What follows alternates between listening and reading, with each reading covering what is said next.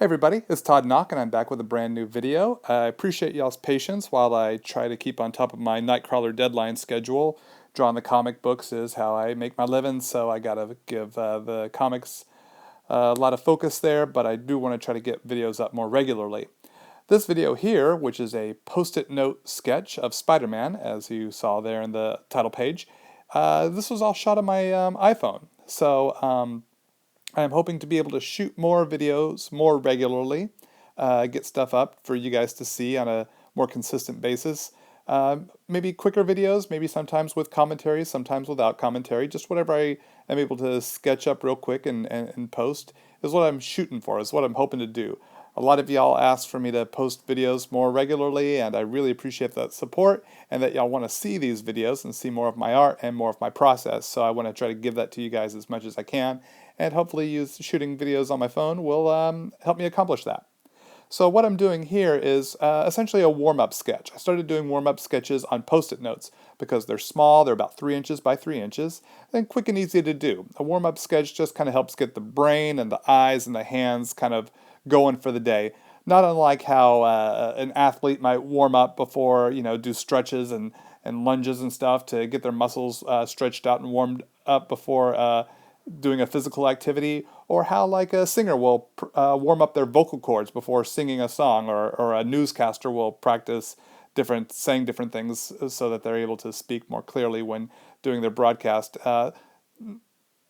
It's kind of the same for comic book artists or any artist in general. It's just kind of just shaking off the cobwebs and getting things ready to go for drawing for that day. And that's what these Post-it note sketches started off initially.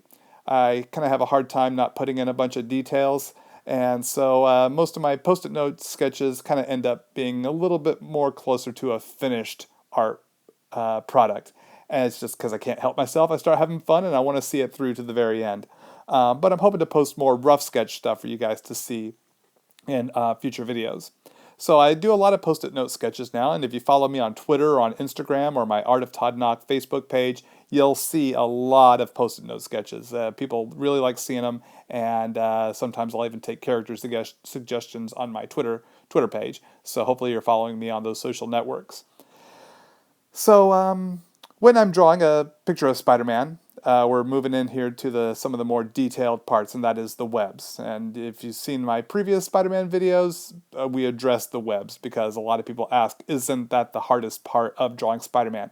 And initially it was. I wasn't really used to drawing Spider-Man. Actually, the webs terrified me as a young artist because how do you figure out how to make them fit together? How do you make it look right? It just seemed terrifying.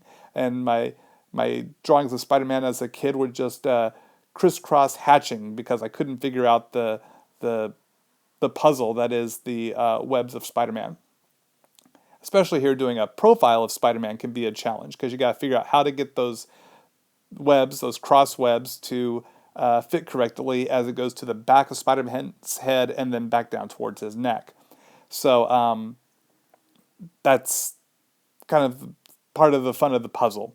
And with a lot of practice, I feel like I've been able to figure out how to make those webs fit together. Now in my pencil stage here, I just did the web guidelines and left the cross webs out, and I'm doing the cross webs, just eyeballing them here in this warm-up sketch. Because I've done the cross webs for so long, and I feel fairly confident in how to approach it, I didn't bother to put them here in the warm-up sketch because it is a warm-up sketch. It's just to get the brain and the eyes and the hands working for the day. So I wasn't looking to do the webs for a finished product. If I was doing this for a print, or publication, I would make sure I had those webs penciled in. The cross webs that I'm doing here with the inks, I would have those penciled in correctly to ensure that they fit together correctly. And that's right here where I'm working on right now. That's the challenge, trying to find that right or correct angle to get the webs to move from the front of the face to the back of the head down onto the neck. Like I said before, it takes a lot of practice, so do practice your webs.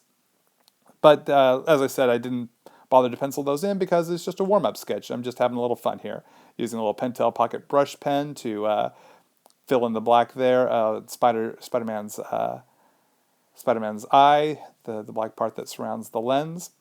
So let's see, where was I? We're just keeping things flowing here and keeping the sketch moving. And speaking of keeping the sketch moving, that's the camera moving because the little clamped rig arm extender thing isn't as stable as I initially thought, so it shakes a little bit. So my first few post-it note sketch videos shot on my iPhone will have a little bit of shaking during the especially erasing process. So I hope that doesn't make anyone too seasick there. I'm going to try to find a way to keep that a little more stable if I can for future videos. So let's cut in here now with the Copic Sketch Marker color. And what kind of got me into doing post-it note warm-up sketches, or now post-it note finished pieces of art, is choosing the right character for the colored post-it note, to either complement the color of the post-it note or to contrast the character's color on the post-it note. And since Spider-Man is a red costumed character, I chose a red post-it note to complement the colors there.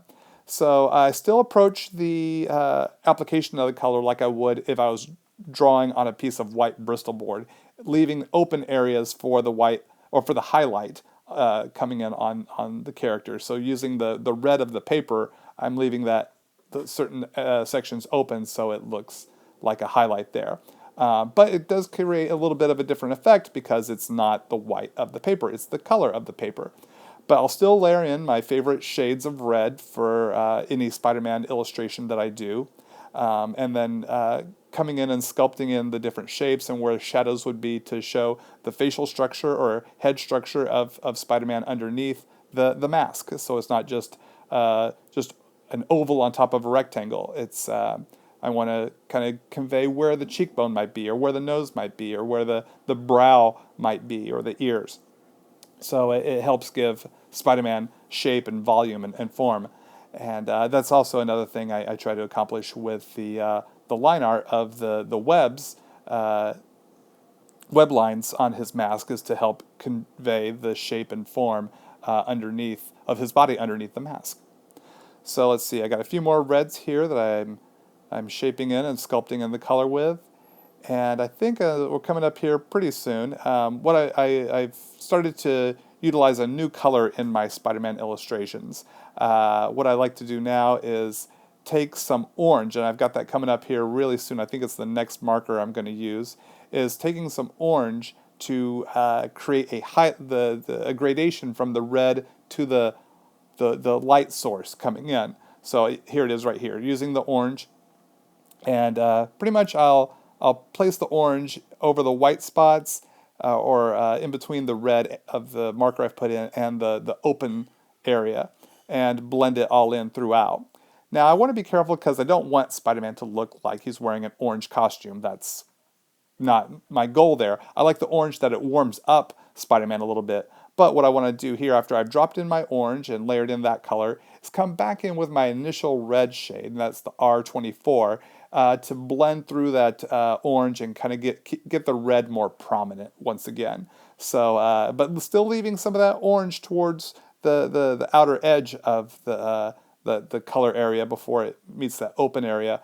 Like on his forehead there, so that we have that orange to see a little bit, gives a little bit of a sense of light there, and keeps it warm. So I don't want to completely wipe out the orange, but I want to make sure the red stays prominent. Threw in a little blue to bring a gradation from the black to the highlight in his mask, and then I like cutting in with some warm gray because red is a warmer color there in his costume. So using some warm gray here to darken up the shadows, kind of gives them a little more texture, kind of shades them out a little bit more, gives just a little bit of a darker look without going too far. So just coming in those shadowed areas that I did with the darker reds, just putting a little bit of that warm gray just to take it to a little bit more of a shadowy area, just a bit.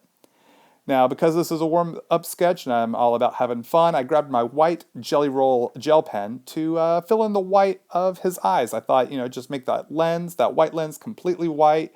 Now, I wouldn't use the Jelly Roll white pen to fill in an area this big, lesson learned here. I'm filling in this eye. It's a little too scratchy for my taste, so if I have a larger area, either I'll use my Pentel barrel correction pen or some white paint to fill in a larger area. Generally, sometimes it depends on what I have on hand, and if it's a warm-up sketch, then you just don't have to worry too much about which tool you're using. But I like my things to look as nice as possible. Now, what the Jelly Roll white pen is really great for, and what I'm using it here for now, are the thin lines. These lines will help make Spider-Man pop off the Post-it note there. So it just gives them a little more pop, and I think it looks cool and gives the eye a little bit more to play with. So as I finish putting this outline around Spidey, I want to say thank you to everyone who has been encouraging me to get more videos up. It really means a lot knowing that you guys want to see more of my art and videos and instructions. So I'm going to try to do that more regularly with the videos I can shoot on my iPhone. I still have videos that I shot on my regular HD digital camera that I need to edit up and record commentary for, so those will be some more three-parters to come.